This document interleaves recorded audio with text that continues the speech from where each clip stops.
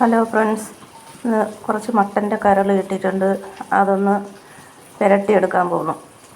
അതിലേക്ക് വേണ്ടത് ചെറിയ ഉള്ളി ചെറിയ കഷ്ണങ്ങളാക്കി അരിഞ്ഞത്, ഇഞ്ചി വെളുത്തുള്ളി ചതച്ചത്, ഒരു തക്കാളി, 2 പച്ചമുളക്, കറിവേപ്പില. അടുപ്പത്ത് വെച്ച് ആവശ്യത്തിന് വെളിച്ചെണ്ണ ഒഴിക്കാം. വെളിച്ചെണ്ണ ചൂടായി വരുമ്പോൾ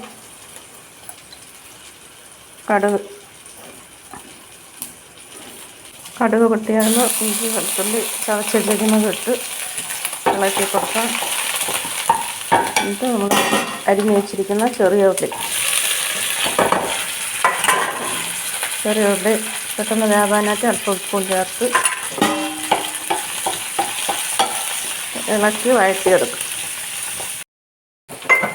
ഉള്ളിയെല്ലാം ഒന്ന് വെന്ത് വന്നിട്ടുണ്ട്. നമുക്കത് ഒരു സൈഡിലോട്ട് മാറ്റിയിട്ട് പൊടികൾ ചേർത്ത് കൊടുക്കാം. മുളക് പൊടി, മല്ലിപ്പൊടി, ഗരം മസാല, മഞ്ഞൾപ്പൊടി, കുരുമുളക് പൊടി, ഇതെല്ലാം ചേർത്ത് മൂപ്പിച്ചെടുക്കുക. പൊടികളെല്ലാം മൂത്ത് വന്നിട്ടുണ്ട്. പൊടിയുടെ പച്ചമണമെല്ലാം മാറി. ഇനി സവാളയും ചെറിയ ഉള്ളി അത് ഇട്ട് മിക്സ് ചെയ്തിട്ട് നമുക്ക് അരിഞ്ഞ് വെച്ചിരിക്കുന്ന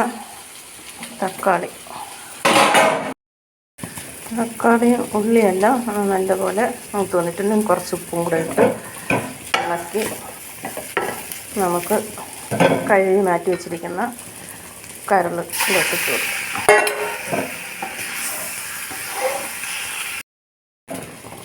കരൾ എല്ലാം കൂടെ അരപ്പിൽ മിക്സ് ചെയ്ത് ഇതുപോലെ പൊതിഞ്ഞ് അടച്ച് വെച്ച് വേവിക്കുക.